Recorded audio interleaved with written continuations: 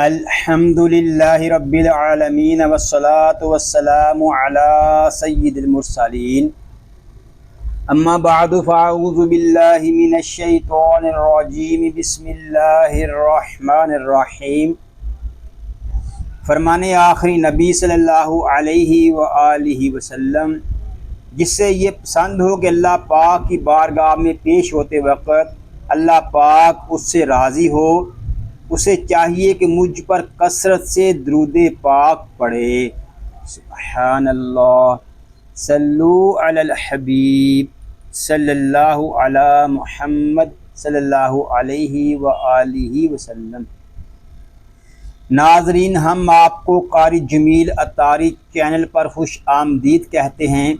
آج ہم اس چینل پر مدنی قاعدہ کورس کا سبق نمبر 20 شروع کر رہے ہیں۔ اگر آپ ہمارے چینل پر نئے ہیں اور قرآن پاک کو تجوید و قرات کے مطابق سیکھنا چاہتے ہیں تو آپ سبق نمبر 20 کو شروع کرنے سے پہلے پچھلے اسباق کو پڑھ لیجئے۔ پچھلے اسباق کا لنک میں نے ڈسکرپشن میں دے دیا ہے، آپ اس پر کلک کر کے پچھلے اسباق کو پڑھ سکتے ہیں۔ ابھی تک آپ نے ہمارے چینل کو سبسکرائب نہیں کیا تو اس کو سبسکرائب بھی فرما دیجئے اور ساتھ ہی بیل آئیکن کو بھی دبا دیجئے تاکہ ہماری ہر آنے والی ویڈیو کا نوٹیفیکیشن آپ کو ملتا رہے، تاکہ آپ کا کوئی بھی سبق نہ چھوٹے۔ سبق شروع کرنے سے پہلے اچھی نیتیں بھی کر لیتے ہیں۔ اللہ پاک کو راضی کرنے اور ثواب حاصل کرنے کے لیے قرآن پاک کی تعلیم حاصل کروں گا، سیکھ کر دوسروں تک پہنچاؤں گا، خاص باتیں لکھوں گا۔ آئیے قرآن پاک سیکھنے اور سکھانے والوں کے متعلق ایک حدیث پاک بھی سنتے ہیں۔ فرمان آخری نبی صلی اللہ علیہ وآلہ وسلم، خیرکم من تعلم القرآن وعلمہ، یعنی تم میں سے بہترین شخص وہ ہے جس نے قرآن سیکھا اور سکھایا۔ ناظرین، خوش نصیب ہیں وہ مسلمان جن کو اللہ پاک نے قرآن پاک سیکھنے اور سکھانے کا موقع عطا فرمایا ہے۔ ناظرین، سبق نمبر 20 میں متفرق قواعد کا بیان ہے۔ آئیے ہم اپنے سبق کا آغاز اس دعا سے کرتے ہیں کہ اللہ پاک ہمیں احسن انداز میں اس کورس کو مکمل کرنے کی سعادت عطا فرمائے، آمین، بجاہ النبی الامین صلی اللہ علیہ وآلہ وسلم۔ ناظرین، لائن نمبر 1 میں اظہار مطلق کا بیان ہے۔ ان 4 کلمات میں نون ساکن کے بعد حروف یر معلوم ایک کلمے میں آنے کی وجہ سے ادغام نہیں بلکہ اظہار مطلق ہوگا، اس لیے ان 4 کلمات میں غنہ نہیں کریں گے۔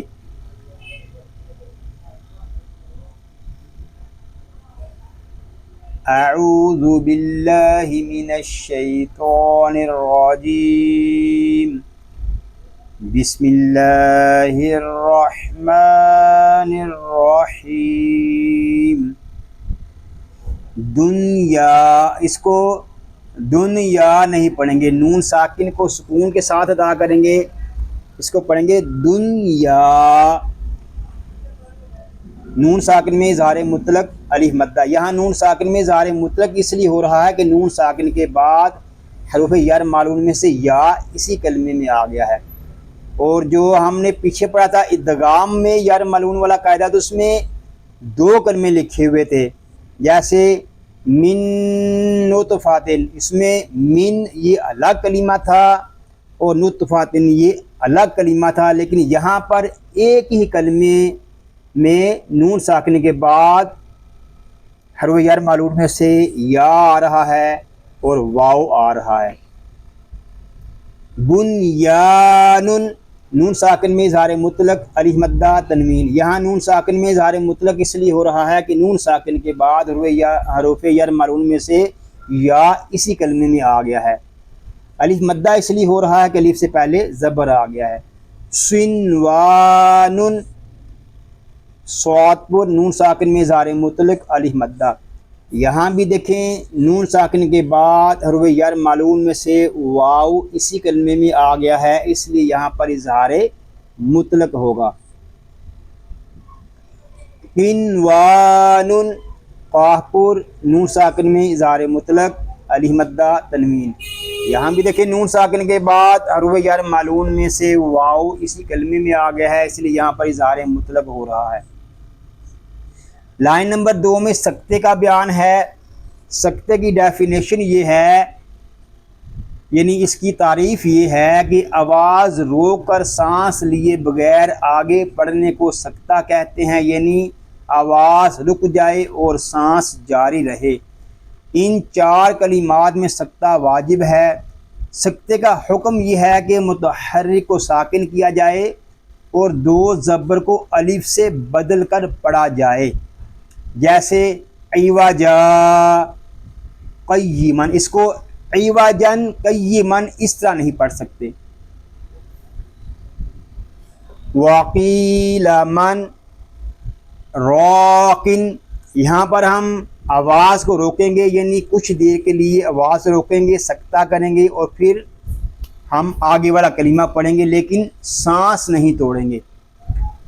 وقیل من راقن قاف پر سکتہ، را پر الف مدہ، قاف پر تنوین. کلا بل رونا، اس کو کلا بل نہیں پڑھیں گے. لام میں دیکھیں الف مدہ ہو رہا ہے، اس کو ہم ایک الف تک کھینچ کر پڑھیں گے. کلا بل رونا الف مدہ، سکتہ، را پر الف مدہ. یہ نیچے ناظرین پارے بھی لکھے ہوئے ہیں کہ کون کون سے پارے میں یہ کلمات موجود ہیں. من مرقدنا ھذا، نون ساکن میں ادغام یار معلوم مال گنہ، میم شدد میں گنہ، را پر قاف پر الف مدہ، سکتہ کھڑا زبر الف مدہ. یہاں نون ساکن میں ادغام یار معلوم اس لیے ہو رہا ہے کہ نون ساکن کے بعد حروف یار معلوم میں سے میم آ گیا ہے. را اس لیے پر ہے کہ را ساکن سے پہلے زبر آ گیا ہے. قاف اس لیے پر ہے کہ کاف حروف مستعلیہ میں سے ہے. الف مدہ اس لیے ہو رہا ہے کہ الف سے پہلے زبر آ گیا ہے، آگے پھر کھڑا زبر اور الف مدہ. عوجا قیمن، اس کو عوجن قیمن اس طرح نہیں پڑھیں گے. اس میں عموماً جو طالب علم غلطی کرتا ہے وہ یہ کرتا ہے کہ اس کو عوجن قیمن پڑھ دیتا ہے، حالانکہ ہم نے دیکھیں اوپر پڑھا ہے کہ وقف میں ہم 2 زبر کو الف سے بدل کر پڑھیں گے. عوجا قیمن.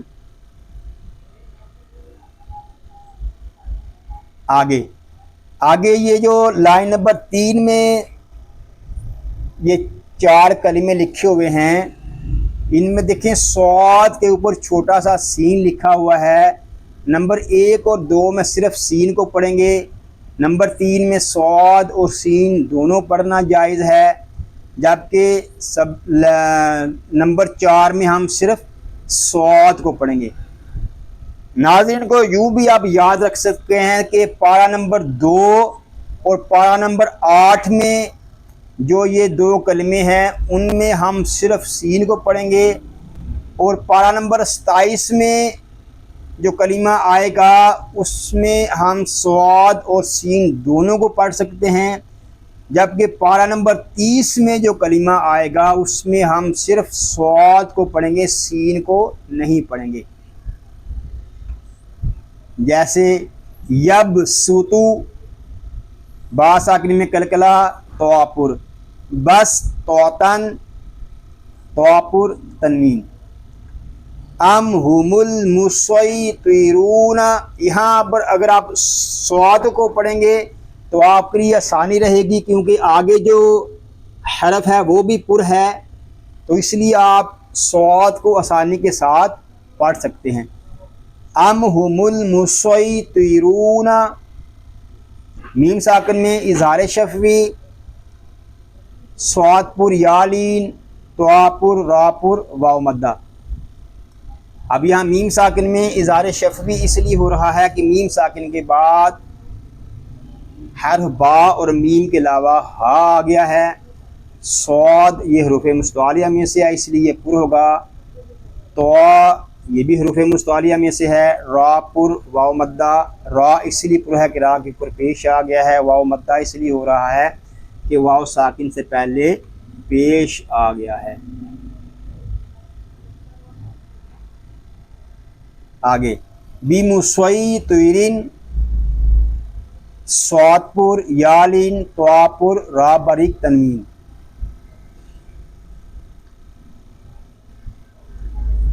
ناظرین آگے تسہیل کا بیان ہے اور امالہ۔ تسہیل کے معنی ہے نرمی کرنا، یعنی دوسرے حمزہ کو نرمی کے ساتھ پڑھنا۔ قرآن پاک میں صرف ایک کلمے میں تسہیل واجب ہے، جیسے اعجمی و عربی۔ اس کو نہیں پڑھیں گے، ہم حمزہ کو ظاہر نہیں کریں گے، بلکہ ایک حمزہ کو دوسرے حمزہ میں مدغم کر دیں گے، تو اس کو پھر ہم 2 حرکات تک کھینچ کر پڑھیں گے۔ جو پڑھیں گے تو پھر یہاں حمزہ جو ہے وہ نرمی کے ساتھ نہیں پڑھا جا رہا، جیسے ہم نے سبق نمبر 11 میں پڑھا تھا حمزہ عین زبر آ، تو یہاں بھی دیکھیں ہم پڑھ رہے ہیں حمزہ زبر آ، حمزہ عین زبر آ، تو یہاں اس طرح پڑھیں گے تو حمزہ جو ہے وہ نرمی کے ساتھ نہیں پڑھا جا رہا، بلکہ ہم اس حمزہ کو دوسرے حمزہ میں مدغم کریں گے اور دوسرا حمزہ پھر نرمی کے ساتھ پڑھا جائے گا۔ اس کو پڑھیں گے اعجمی و عربی۔ اس میں تسہیل ہو رہا ہے، تنوین میں دگام یر معلون مع الغنہ، را پر یا مشدد تنوین۔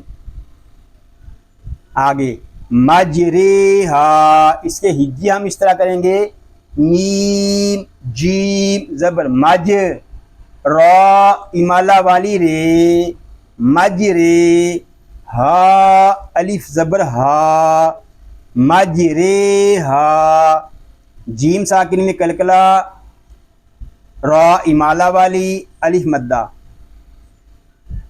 بئس الاسم الفسوق، اب ہم یہاں دیکھیں سین کو ہم الگ پڑھ رہے ہیں اور لام کو پھر آگے سین کے ساتھ ملا رہے ہیں، یعنی یہاں پر دونوں الف جو ہیں یہ نہیں پڑھے جا رہے۔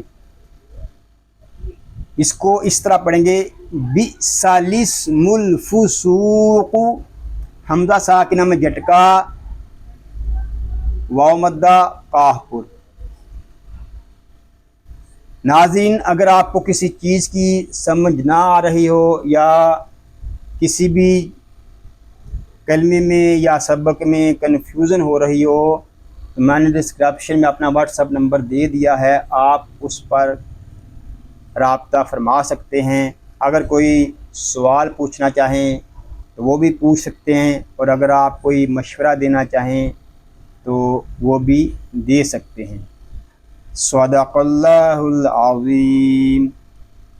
یا اللہ عز و جل اس پاک کلام کو تجوید و قرات کے مطابق ہماری زبانوں پر جاری فرما دے، آمین بجاہ النبی الامین صلی اللہ علیہ وآلہ وسلم۔ یا اللہ عز و جل آج ہم نے جو کچھ پڑھا سیکھا اس کو اپنی پاک بارگاہ میں قبول و منظور فرما،